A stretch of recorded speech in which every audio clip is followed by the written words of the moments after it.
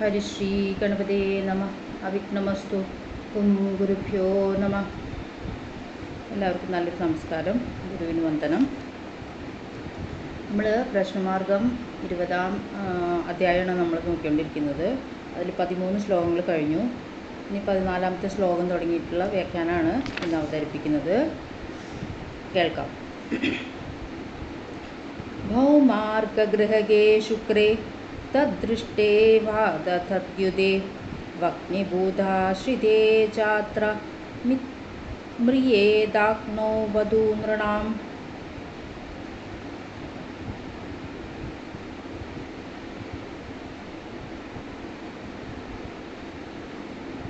ഭൗമാർഗഗൃഹകേ വഗ്നിഭൂതാശ്രിതേ ശുക്രേ. വഗ്നിഭൂതാശ്രിതേ ശുക്രേ എന്ന് വെച്ചിട്ടുണ്ടെങ്കിൽ അഗ്നിഭൂതത്തിൽ നിൽക്കുന്ന ശുക്രൻ. ഭൗമാർഗഗൃഹകെ കുജൻ്റെയോ സൂര്യൻ്റെയോ ക്ഷേത്രത്തിൽ സ്ഥിതനായി. തദ്ദൃഷ്ടേ വാ അഥ കുജസൂര്യന്മാരുടെ ദൃഷ്ടിയോ അഥവാ തദ്യുതേജ അവരുടെ യോഗമോ സംഭവിച്ചവനായാൽ അത്ര നൃണാം വധു ഇവിടെ അപ്രകാരമുള്ള പുരുഷൻ്റെ ഭാര്യ അഗ്നോവു മ്രിയേത തീയിൽ വീണ് മരിക്കുന്നതാണ്. ഇതിൽ ശുക്രൻ അഗ്നിഭൂതത്തിൽ നിൽക്കുക. അഗ്നിഭൂതത്തിൽ നിൽക്കുന്ന ശുക്രൻ കുജൻ്റെയോ സൂര്യൻ്റെയോ ക്ഷേത്രത്തിൽ സ്ഥിതനായി കുജസൂര്യന്മാരുടെ ദൃഷ്ടിയോ അഥവാ അവരുടെ യോഗമോ സംഭവിച്ചവനായാൽ, അതായത് പുരുഷജാതകത്തിൽ ശുക്രൻ അഗ്നിഭൂതത്തിൽ നിൽക്കുന്ന ശുക്രൻ കുജൻ്റെയോ സൂര്യൻ്റെയോ ക്ഷേത്രത്തിൽ നിൽക്കുകയും വേണം. കുജൻ്റെയോ സൂര്യൻ്റെയോ ദൃഷ്ടിയോഗാദികൾ ഉണ്ടാവുകയോ ചെയ്യണം. അങ്ങനെയുള്ളവൻ്റെ പുരുഷൻ്റെ ഭാര്യ, അങ്ങനെയുള്ള ആളുടെ പുരുഷൻ്റെ ഭാര്യ തീയിൽ വീണ് മരിക്കുന്നതാണ്. അപ്പോൾ തീയിൽ വീണ് മരിക്കാനുള്ള ഭാര്യയ്ക്ക് തീയിൽ വീണ് മരിക്കാനുള്ള യോഗമാണ് ഇവിടെ പറഞ്ഞത്. ശുക്രനെ കൊണ്ടും അഗ്നിഭൂതത്തിൽ നിൽക്കുന്ന ശുക്രൻ എവിടെ നിൽക്കണം? ചൊവ്വയുടെയോ സൂര്യൻ്റെയോ ക്ഷേത്രത്തിൽ നിൽക്കണം. അതായത് മേടത്തിലോ വൃശ്ചികത്തിലോ ചിങ്ങത്തിലോ നിൽക്കുക. എന്നിട്ട് ഈ ചൊവ്വയുടെയോ സൂര്യൻ്റെയോ ദൃഷ്ടിയും ഉണ്ടാവണം ഈ ശുക്രൻ അഗ്നിഭൂതത്തിൽ നിൽക്കുന്ന ശുക്രൻ മേടം വൃശ്ചികം ചിങ്ങം ഈ രാശികളിൽ ശുക്രൻ നിൽക്കുക, അഗ്നിഭൂതത്തിലും ആവുക. അതേപോലെ തന്നെ ഈ ശുക്രനെ സൂര്യനോ കുജനോ യോഗമോ ദൃഷ്ടിയോ ചെയ്യുകയും ചെയ്താൽ പുരുഷൻ്റെ ഭാര്യ തീയിൽ വീണ് മരിക്കുന്നതാണ്. 15-ാമത്തെ ശ്ലോകം. ശുക്രേ മാന്തി സമായുക്തേ തസ്മാൽ കേന്ദ്രത്രികോണകേ രാഹോ ച മരണം ബ്രൂയാൽ ഭാര്യായ സർപ്പദംശനാൽ.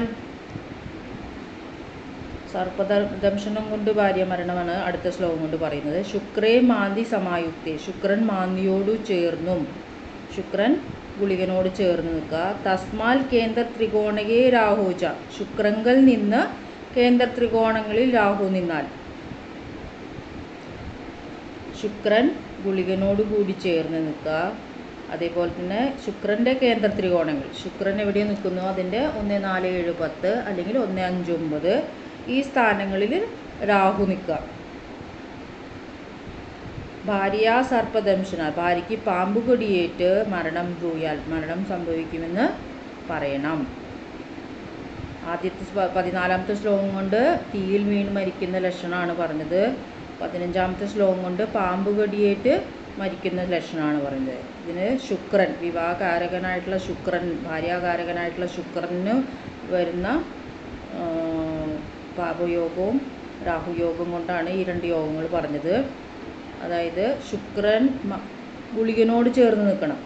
15-ാമത്തെ ശ്ലോകം കൊണ്ട് എന്താ പറഞ്ഞത്? ശുക്രൻ ഗുളികനോട് ചേർന്നും ശുക്രങ്കൽ നിന്ന് കേന്ദ്ര ത്രികോണങ്ങളിൽ രാഹു നിൽക്കാം. ശുക്രൻ്റെ കേന്ദ്ര ത്രികോണങ്ങളിൽ രാഹു ഉണ്ടാവണം. അപ്പോൾ ഭാര്യയ്ക്ക് പാമ്പ് കടിയേറ്റ് മരണം സംഭവിക്കും. ശുക്രൻ ഗുളികനോട് ചേർന്ന് നിൽക്കുക, ശുക്രൻ്റെ കേന്ദ്ര ത്രികോണങ്ങളിൽ രാഹു നിൽക്കുക. അപ്പോൾ പാമ്പ് കടിയേറ്റ് മരണം സംഭവിക്കുന്നതാണ്. 16-ാമത്തെ ശ്ലോകം. ശുക്രേ മന്ദസമന്യുതേ സതി മൃഗോരന്ധ്രേ ച ഭാവാനിതേ ഭാര്യാ ദുർമരണം ച ദുഷ്പദഗതേ ശുക്രേ അത്ര പാശ്വാദിഭി ഗൃന്ദ്രത്രിംശഗതേ ഖഗാജ്ജല ഗൃഹസ്ഥേ ഛേ തടാകാദ്വിദിഗേ ചന്ദ്രാഢ്യേ ചരഭാഷിതേ ച ജല ജലധാവിത്യാദി യുക്യോ ഹ്യതാം. ശുക്രേ മന്ദസമനിത്. ശുക്രൻ ശനിയോട് ചേർന്നും. സതി ഭൃഗോരന്ധ്രേ ച പാപാനിത്. ഭൃഗോരന്ധ്രേ പാപാന്യതേ. ശുക്രൻ്റെ 8-ൽ പാപഗ്രഹം വരികയും. സതി ഭാര്യ ദുർമരണം ചെയ്താൽ ഭാര്യയ്ക്ക് ദുർമരണം സംഭവിക്കും. അപ്പോൾ ശുക്രൻ ശനിയോട് ചേർന്ന് നിൽക്കുക, ശുക്രൻ്റെ 8-ൽ പാപഗ്രഹം വരിക, അപ്പോൾ ദുർമരണം, ഭാര്യയ്ക്ക് ദുർമരണം സംഭവിക്കുന്നു. അത്ര ശുക്രേ ചതുഷ്പദഗതേ പാർശ്വാദിപി. ഇവിടെ ശുക്രൻ നാൽക്കാലി രാശികളിൽ നിന്നാൽ നാൽക്കാലികൾ നിമിത്തം മരണം സംഭവിക്കും. ഗൃധ്രത്രിംശഗതേ ഖഗൽ. ശുക്രൻ പക്ഷിദ്രേക്കാണത്തിൽ നിന്നാൽ പക്ഷികൾ നിമിത്തം മരണം സംഭവിക്കും. അച്ഛേ ജലഗൃഹസ്ഥേ തടാകാദികെ. ശുക്രൻ ജലരാശിയിൽ നിന്നാൽ തടാകം മുതലായവയിൽ വീണു മരിക്കും. ചന്ദ്രാഢ്യേ ചരഭാശ്രിതേ ജലധൗ ച. ചന്ദ്രനോടുകൂടി ശുക്രൻ കർക്കിടകത്തിലോ മീനത്തിലോ മകരത്തിൻ്റെ പകുതിക്ക് ശേഷമോ നിന്നാൽ സമുദ്രത്തിൽ വീണു മരിക്കും. ഇത്യാദി യുക്ത്യാ ഊഹ്യതാം. ഇന്നിത്യാദി യുക്തി കൊണ്ട് ഊഹിക്കണം. അപ്പം ഇതിലെന്താ പറഞ്ഞത്? ശുക്രൻ ശനിയോട് ചേർന്നും ശുക്രൻ്റെ 8-ൽ പാപഗ്രഹം നിന്നാൽ ഭാര്യയ്ക്ക് ദുർമരണം സംഭവിക്കും. ശുക്രൻ ശനിയോട് കൂടി നിൽക്കുക. ശുക്രൻ എവിടെയാണോ ശുക്രൻ നിൽക്കുന്നത് അതിൻ്റെ അഷ്ടമത്തിൽ ഒരു പാപഗ്രഹം നിൽക്കുക, അപ്പോൾ ദുർമരണം സംഭവിക്കുന്നതാണ് പറയുന്നത്.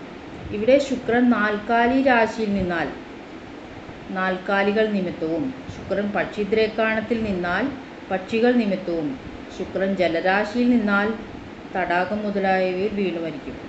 ചന്ദ്രനോടുകൂടി ശുക്രൻ കർക്കിടകത്തിലോ മകരത്തിൻ്റെയും പകുതിക്ക് ശേഷമോ നിന്നാൽ, മീനത്തിലോ മകരത്തിൻ്റെ പകുതിക്ക് ശേഷം, അത് ജലരാശികളാണ്, കർക്കിടകം, മീനം, മകരത്തിൻ്റെ പകുതിയൊക്കെ, അപ്പോൾ വലിയ സമുദ്രത്തിൽ വീണു മരിക്കും. അപ്പോൾ ഇതിൽ പക്ഷിദ്രേക്കാണം ഏതാണെന്ന് അറിയണം, നാൽക്കാലി ദ്രേക്കാണം ഏതാണെന്ന് അറിയണം, അതേപോലെ തന്നെ ജലരാശികൾ ഏതാണെന്ന് അറിയണം. അങ്ങനെ എവിടെയാണോ നിൽക്കുന്നത്, എങ്ങനെ നിൽക്കണം? ശുക്രൻ ശനിയോടുകൂടി നിൽക്കുക, ശുക്രൻ്റെ 8-ൽ പാപഗ്രഹം നിൽക്കുക. അങ്ങനെ നിന്നാലാണ് ഇതേപോലെയുള്ള മരണങ്ങൾ. അത് ഏത് രാശിയിലാണ് നിൽക്കുന്നത് അതിനനുസരിച്ചുള്ള മരണമാണ് വരിക. നാൽക്കാലി രാശിയിലാണ് നിൽക്കുന്നതെങ്കിൽ നാൽക്കാലികൾ നിമിത്തവും, ദ്രേക്കാണത്തിലാണ് നിൽക്കുന്നതെങ്കിൽ പക്ഷികൾ നിമിത്തവും, ജലരാശിയിൽ നിൽക്കുകയാണെങ്കിൽ തടാകം അല്ലെങ്കിൽ അങ്ങനെയുള്ള ജല കിണർ എന്നൊക്കെ പറയാം, അത് വീണിട്ടും. ചന്ദ്രനും ശുക്രനും രണ്ടും ജലഗ്രഹങ്ങളാണ്. ചന്ദ്രനും ശുക്രനും. കർക്കിടകം, മീനം, മകരത്തിൻ്റെ പകുതിയിൽ നിൽക്കുക, അപ്പോൾ സമുദ്രത്തിൽ വീണിട്ടും മരിക്കുന്നതാണ് പറഞ്ഞത്. അപ്പോൾ യുക്തിക്കനുസരിച്ച് അത് ഊഹിച്ചെടുക്കണം. ഇതിൽ പക്ഷിദ്രേക്കാണൊക്കെ പറയുന്നുണ്ട്. അടുത്ത ശ്ലോകം കൊണ്ട് കന്യാഹായാർത്ഥയമതോ ലിഖട ദ്വിപാദ തോയാശ്രയ ചഷകുളീരമൃഗാന്ത്യഭാഗ പൂർവാപരേ മൃഗ ഹയാംഗദളേ മൃഗേന്ദ്രോ മേഷോ വൃഷശ്ച പശുവോ മധുവസ്തു കീട.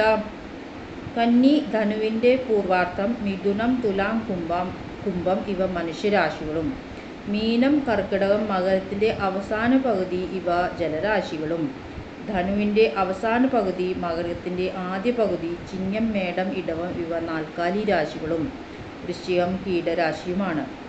മിഥുനം മധ്യദ്രേക്കാണം, ചിങ്ങം ആദിദ്രേക്കാണം, കുംഭം ആദിദ്രേക്കാണം ഇവ 3 പക്ഷിദ്രേക്കാണങ്ങളാണ്.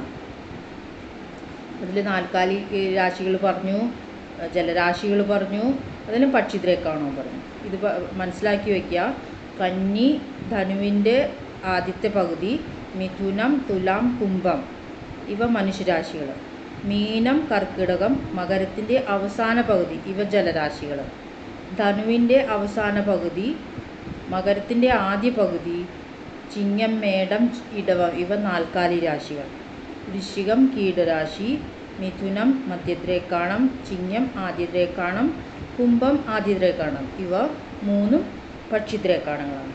അപ്പോൾ ഇത് വെച്ചിട്ട് എവിടെയാണ് ഈ ശുക്രൻ ശനിയോടുകൂടി നിൽക്കുന്നത്, ശുക്രൻ്റെ 8-ൽ പാപനുണ്ടോ എന്ന് നോക്കിയിട്ട് എങ്ങനെയുള്ള മരണമാണ് വരുന്നത് എന്നാണ് ഊഹിച്ചെടുക്കേണ്ടത്. അപ്പോൾ ഇന്നത്തെ ഇവിടെ ശ്ലോക വ്യാഖ്യാനം അവസാനിക്കുന്നു. എല്ലാവർക്കും നമസ്കാരം.